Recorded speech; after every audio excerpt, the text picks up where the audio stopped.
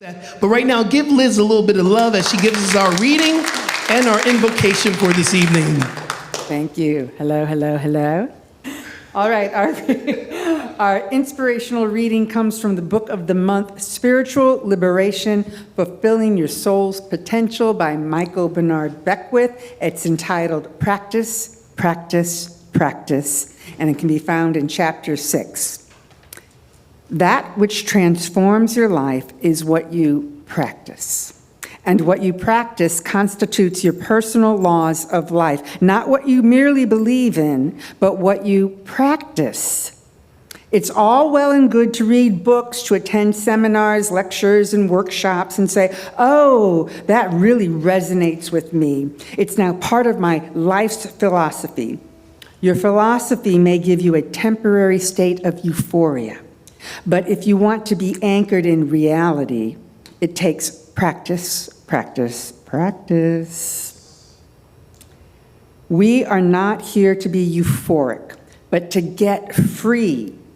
Rudimentary spirituality is theory. Advanced spirituality is practice. What you practice, you ultimately embody, paving the way for breakthroughs, insights, fresh realizations, and the evolution of consciousness. In truth, that which is inconceivable is caught and understood by those who are making their spiritual practices a way of life. Wise are they who devote their lives to evolutionary inner practices. Why not make it sacred, vital, make it a juicy happening? First, sit, meditate on a daily basis, preferably first thing in the morning. Experiment with various techniques of meditation that are readily available and find the one that suits your temperament. To guide you in selecting a technique, an important question to ask is, what is my purpose in beginning a meditation practice? Your answer will guide you to a method suited to your purpose. Then after some experimentation, ask, is it working? Even if it's just for 10 minutes a day, sit in the stillness, practicing your technique. I encourage you to practice a silent rather than guided spoken word meditation, because it is the silence that will lead you into profound stillness. And it is the stillness that attunes you to the still, small voice of intuitive guidance. Second, consciously circulate life, energy in the world, which means expressing kindness, encouragement, compassion, and sharing of your financial resources. What you circulate returns to you. That's what a circuit is, that which returns to its point of origin. You get to keep what you give away. This cosmic law of circulation is taking place throughout the universe. Are you circulating or are you stagnating? Let's pray. Just taking that holy breath right here and right now and just recognizing right where we are, that is the breath of God. We can never be separate. God is right here in our heart, in our mind, in our soul, and in this united consciousness. So from this one place, I bless this evening event. I just bless each and everything that is happening right here and right now. I bless our beloved Skip, our beloved Andrew, our media team, all those who have come to serve. And in this blessing, something joyous happens. Some understanding, compassion, and insight is happening tonight because of this unique meeting. How grateful we are to feel that and to allow ourselves to open up and listen to the word, listen to the prayer, allow it to just bathe us in that light of God. And we are here right now in this moment, just feeling that vibration of God, feeling that vibration of good. We came here to heal, and healing is happening. We came here to fill our heart with joy, and joy is happening. We came here to fill our mind with compassion, and compassion is happening. Why? Because we are one with the one. God is happening here and now as each and every one of us, and we are in celebration. We are in love, we are in peace, and we are in goodness. Thank you, beloved Mother, Father, God. Thank you, thank you, thank you. And I release this word into the law of mind where it is made manifest, and together we say, and so it is. Amen.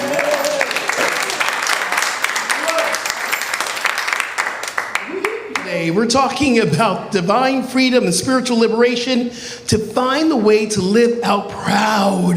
Just like, oh, I didn't know you had many albums, and I'm grateful you do. Now it's like, I want to hear these albums. I don't want to hear you singing here more often, because what happens is when Brother Andy rises up and shines his light, it gives me permission to shine my light. It gives Paul permission, and Steve permission, and Tangerine permission. It gives Tiffany, it gives everyone permission to be who they're called to be. And this whole month we're talking about spiritual liberation, divine freedom, and the courage to live out loud proud. No matter who you are, what you do, and what you are come to do, only you can do you, boo. Only you can do you. So you might as well do it amazingly.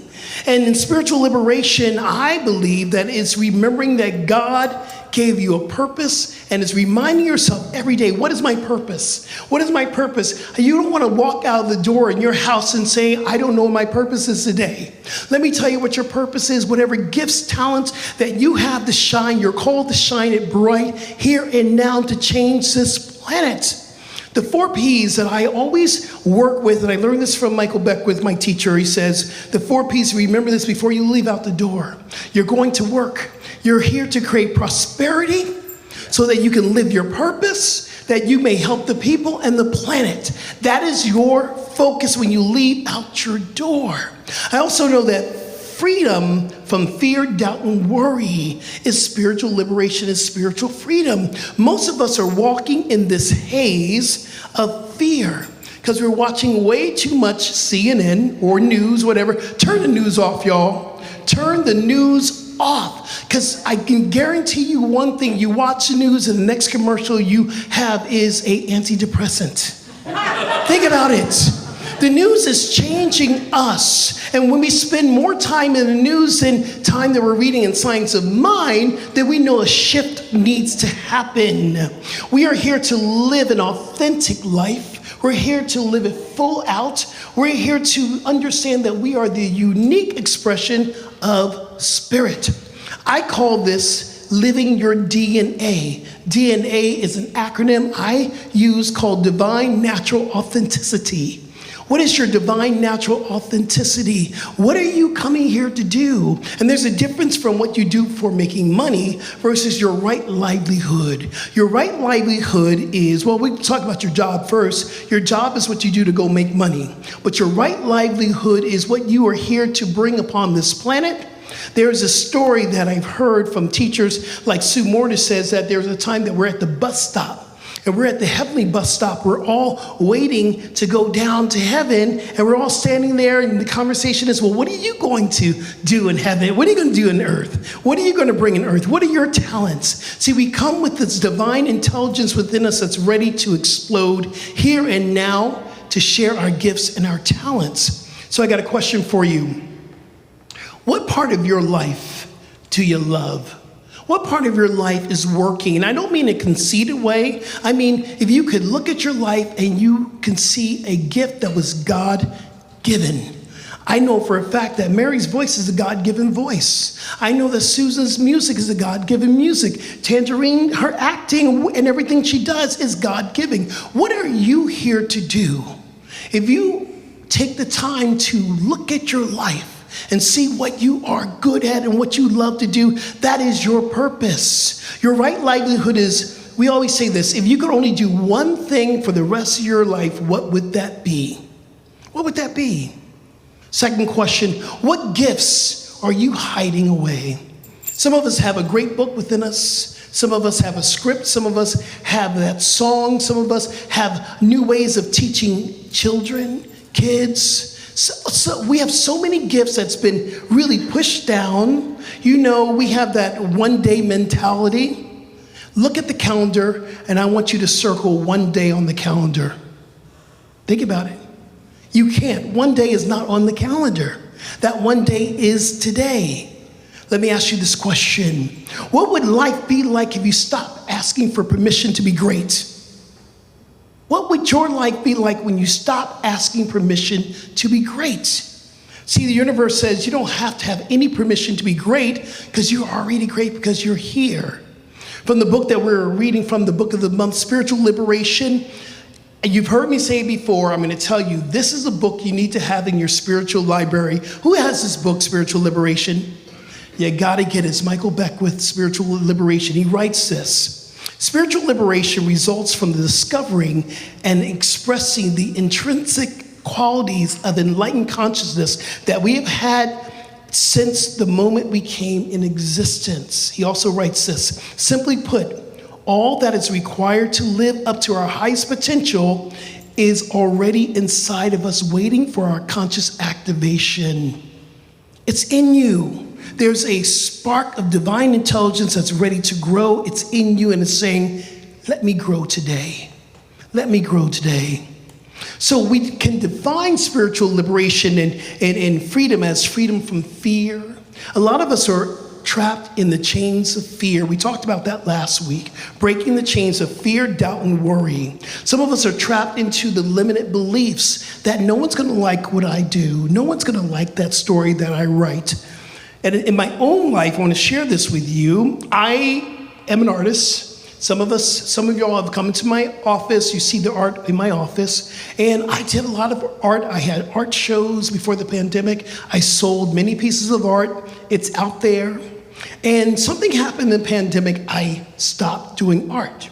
Something happened. And then I realized what it was that I was watching all these incredible artists, even friends of mine, putting things out on Instagram, and I would try to do Instagram, and it was not going anywhere, and I got really frustrated. I'm going, I don't want to do art anymore. A friend of mine said to me, you need to come back to your easel. In fact, I'm having an art show in downtown LA. Will you please submit a piece? I'm fighting it all the way. I'm going, God, I don't want to do this. I don't want to do this. And I had to come to God, coming to Jesus, coming to Buddha moments. And the question that dropped into me, what are you afraid of? I'm afraid that someone's not going to like it. So finally I got over the fear. I got on the easel. I got into the work. I got into the art. And guess what? I was accepted into my first art show in a very, very long time in downtown LA.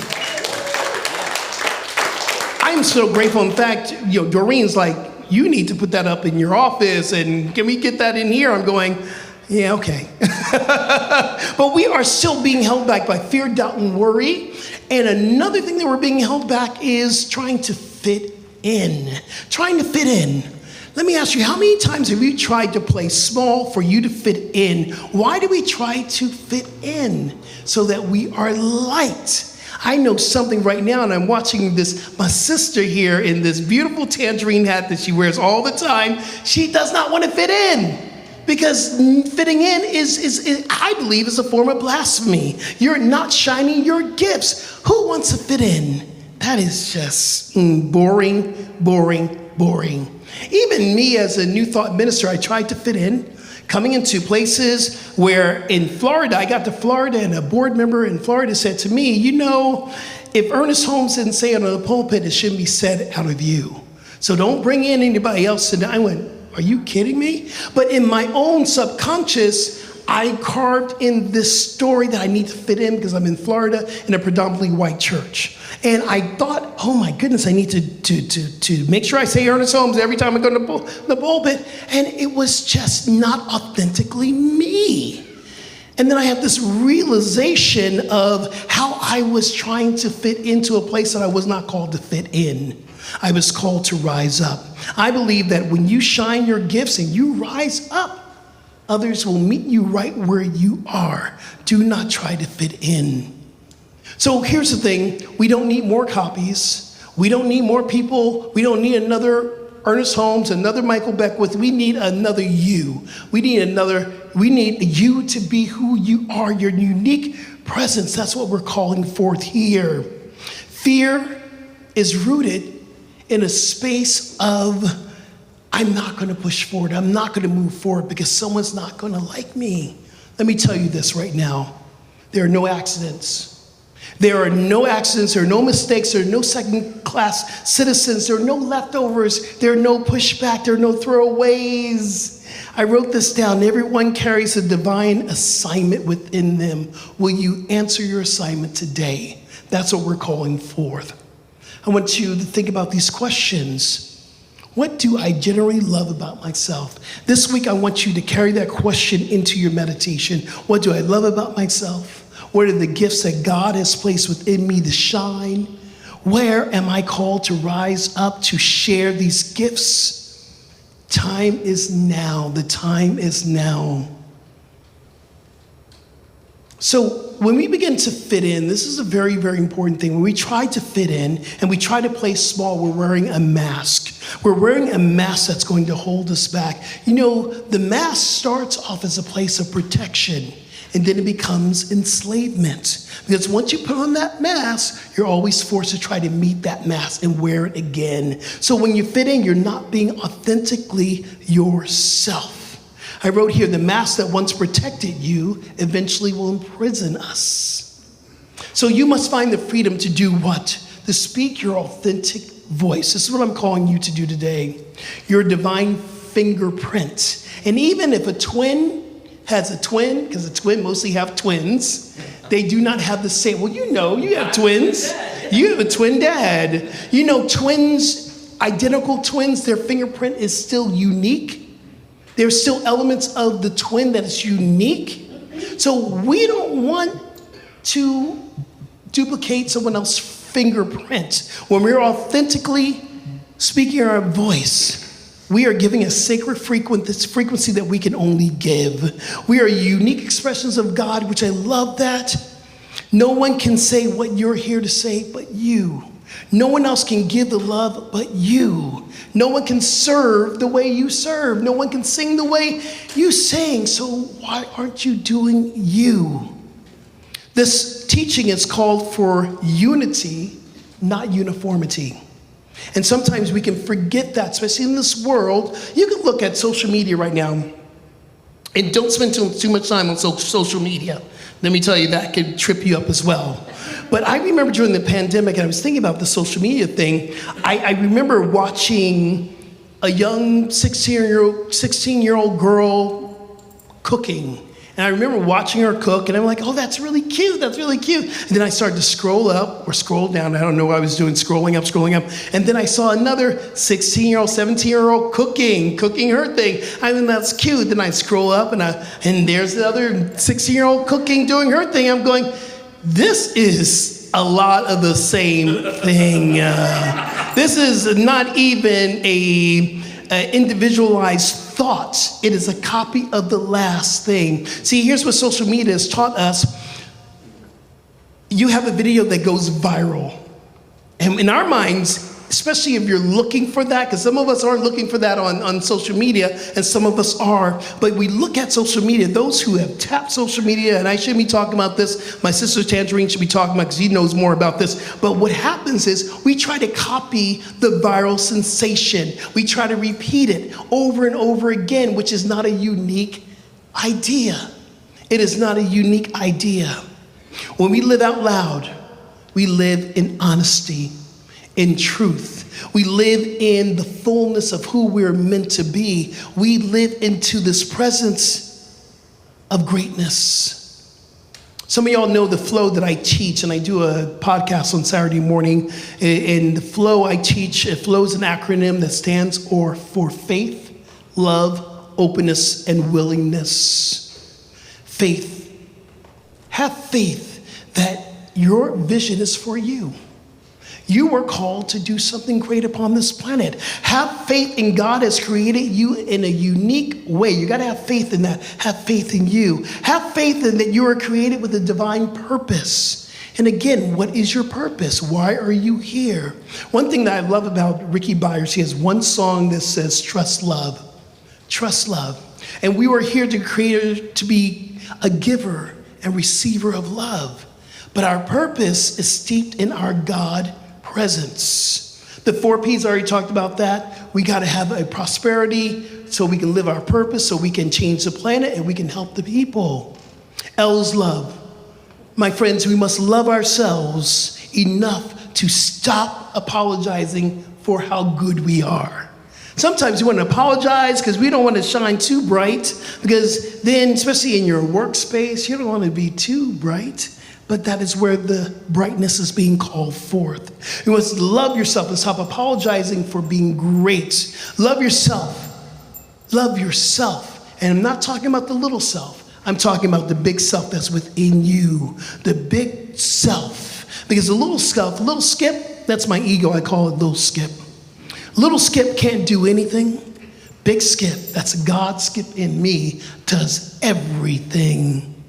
Family, love the journey that you're on, because you're on a powerful journey, and that's why I can say I'm grateful for all the things that I've gone through that's brought me to this point here. Love the journey, especially love the parts that you want to hide away, the parts that you don't want anyone else to see. Those are the parts where our deep awakenings, transformation happens. Love the opportunity of your spiritual growth. Listen, we have to stop saying that things are hard or even challenging. I'm changing my language around this. This is opportunities for me to grow. So I am grateful for that. Love the opportunities to grow. Openness. I love that idea that we must be open at the top, open in our consciousness, open in our practices, but we must remain open and teachable. You know what being humble is? Is when you're teachable and you are willing to say, I don't know it. Notice this week how many times you say, oh, I know. Especially when you hear something from the pulpit, you might be right here, I'm saying this right now, you're probably going, yeah, I know that. Whenever you say, yeah, I know that, you're shutting down the flow of divine intelligence to spark a brand new experience in your life. Yes?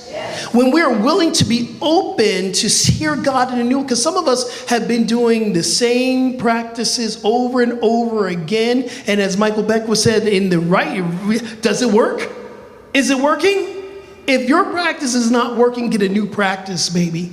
Get a new place. So you got to move from this space over here to meditate. Some of us have been in the same rocking chair, and you're getting the same thing. You're falling asleep. You're not even meditating anymore. It's time to get up and get a new meditation spot, or maybe a new way to meditate. Maybe go out into the beach before 12 o'clock, because it's hot here in North Hollywood. Woo, I'm spending more time out here. It's hot. But I love it. I'm grateful for the heat. We must be open to new spiritual practices, open to divine talking to you.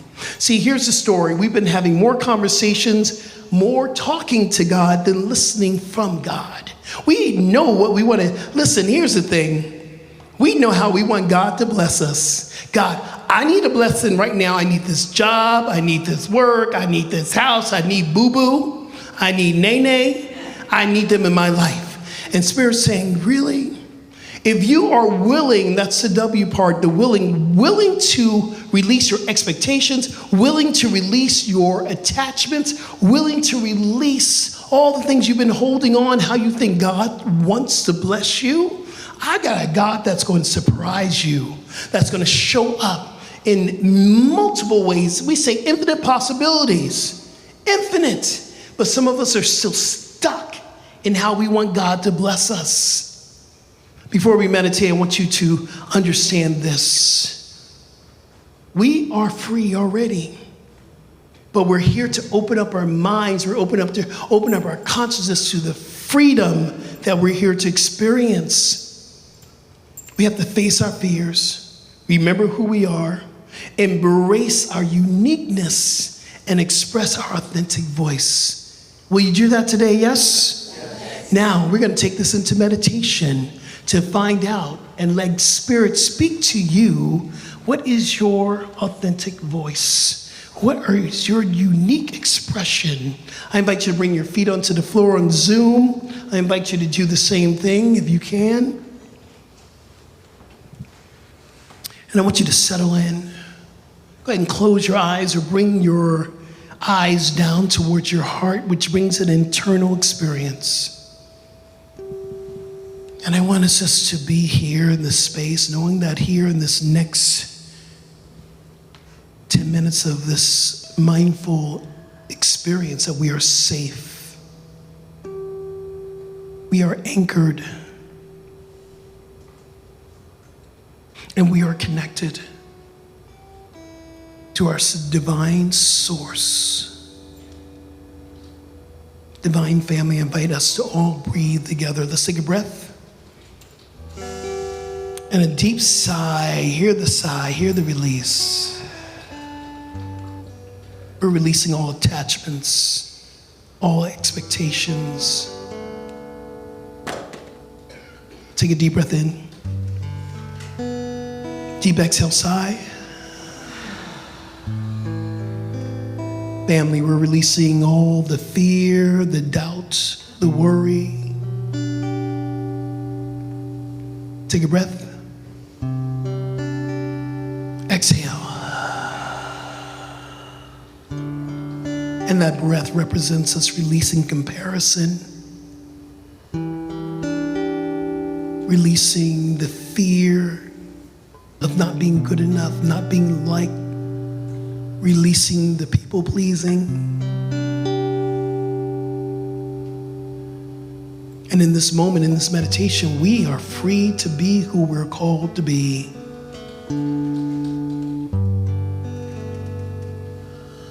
And as we settle into this divine space, we open up our inner ear. We open up our inner eye to see the truth.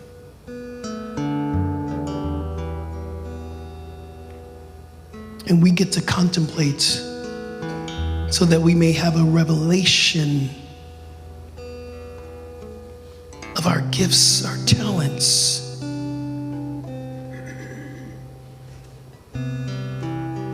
So we simply ask Spirit to reveal to us these gifts and talents that we might have forgotten,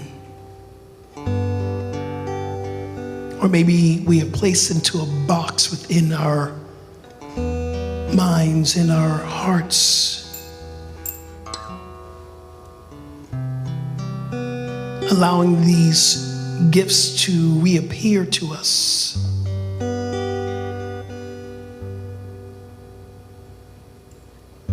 I want you to see your purpose, see your gifts, see your talents. They have not gone anywhere. They're still here. See, you have brought this intelligence with you.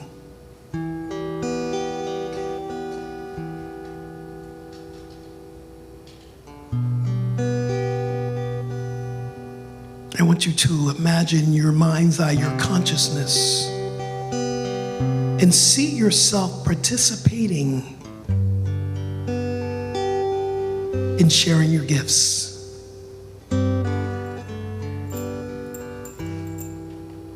Remember, we release any fear, doubt, and worry.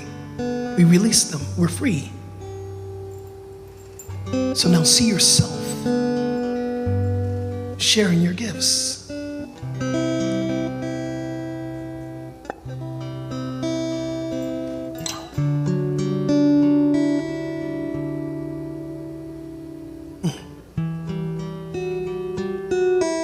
And we call forth a feeling tone. What does it feel like to be free from judgment, from the fear,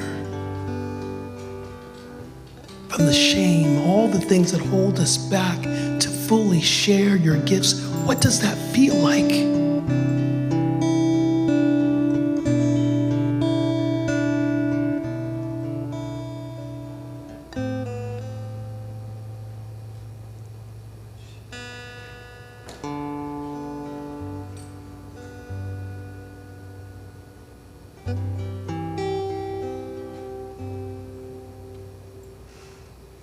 Take a breath. Release the breath.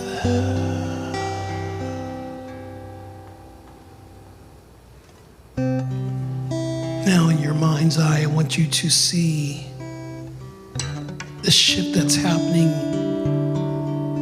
in our consciousness.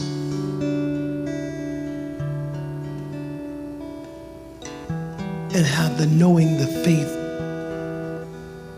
that is creating itself into form.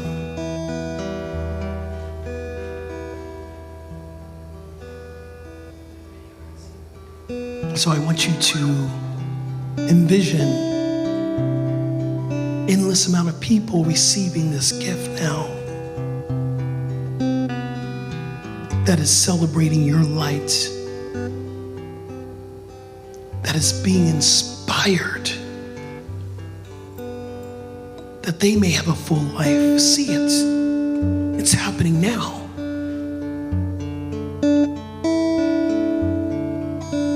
Your gifts touching other gifts, being passed on through laughter, maybe a smile, connection.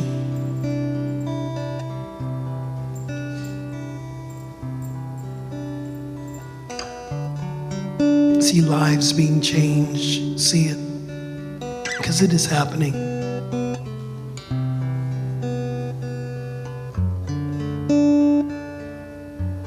See our youth coming up to you saying thank you.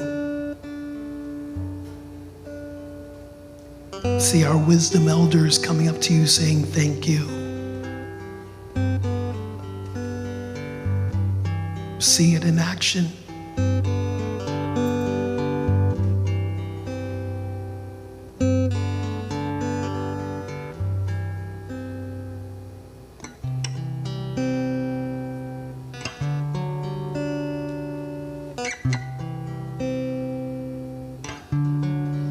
Family, take a breath. Exhale.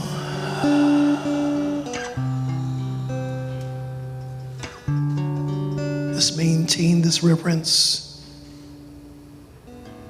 A few more rounds of breath. Just feel.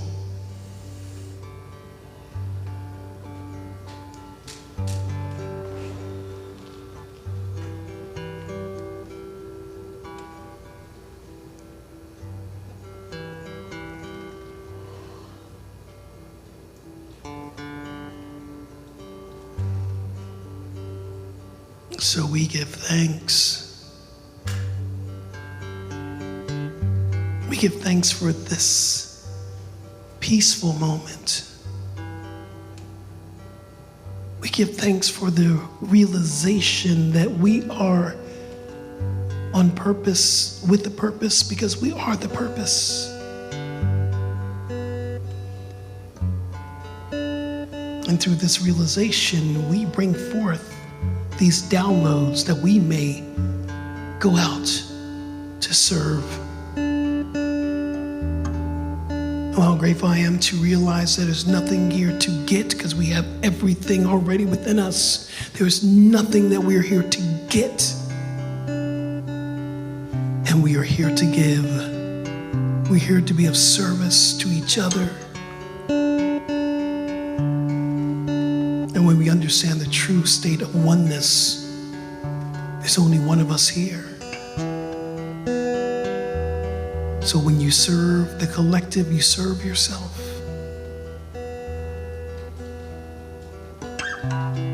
So how grateful I am for this gentleness, the gentle music, the gentle stillness, this divine circle, the prayers. Oh, so divine, so good. Divine, juicy love, I hear. Thank you, God, for divine, juicy love, because love is juicy. It flows on us, it cleans us, it moves through us. It is like a beautiful feeling tone, and we wrap ourselves in it.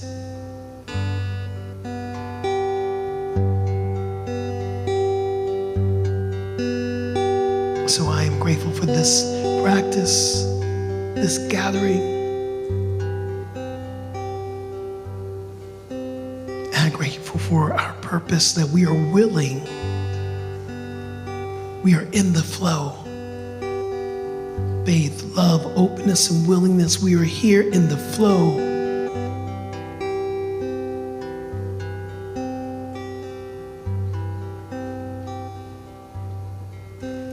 One last time, family, on Zoom, here in the room. Let's take one collective breath together. Take a deep breath in. Now hold your breath at the very top. Feel each cell regulating. Feel the vibration of the energy of goodness. And a deep, loud sigh. Release your breath. Yeah, that's the breath of is good, y'all. And I'm grateful. And so it is.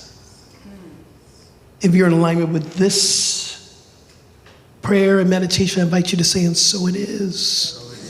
And so we are. So we shall be. Forever and ever, amen. Take a moment and just rub your hands together and maybe place your hands over your eyes and slowly rub and massage your face and give yourself some juicy spiritual love. I don't know where that came from. Must have been God, but I'm going to use it. Juicy spiritual love. Thank you, everyone. Thank you for the consciousness that you hold. Thank you, thank you, thank you. I love you. I love all y'all. This is my family here. So this is the time that we take ownership. I'm going to say ownership, and it's ownership in our consciousness that this space stays open because of your commitment. So first of all, thank you. Thank you, thank you, thank you, thank you. And thank you if you are not able to give right now of your treasures. You're here with your time, which is so important. And then your talents, your purpose. Be of service. Our community is requiring us to be of service. So whatever you do, whatever you choose to do, it's perfect. We have Molly's ushering now, and people are stepping up to the plate. And thank you so much for every little thing. We all can do something to keep this space open. And the next thing we're going to do is we're going to do a little collection. This is the time that we ask for your treasures, and knowing that everything you put into the pot comes back out through our electricity and our air conditioning and all the things we have to do. We're fixing the roof. We're doing a lot of stuff around here. The pathway, so we don't run out there and trip over the pathway, that's all because of you all have said yes to supporting our vision. And the vision is to be an apologetically inclusive community where everybody's welcome into the space. Yes? Yeah.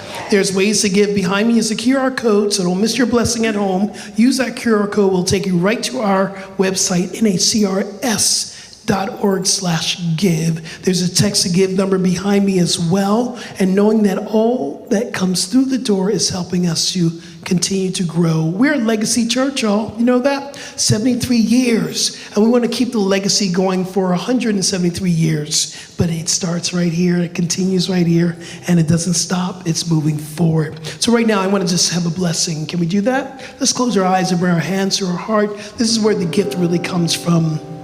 Divine Spirit, how grateful I am for this law of circulation, because we know, we have done the study, that what we give, we shall receive, and what we receive, we give freely. So I give thanks for all the divine gifts that are coming through the door. May it come through in cash or in the basket or digital. It is all in God. The united spirit is here, and we want to make sure that our community stays moving forward. I'm hearing moving forward and growing. So for this, I am grateful. Thank you so much.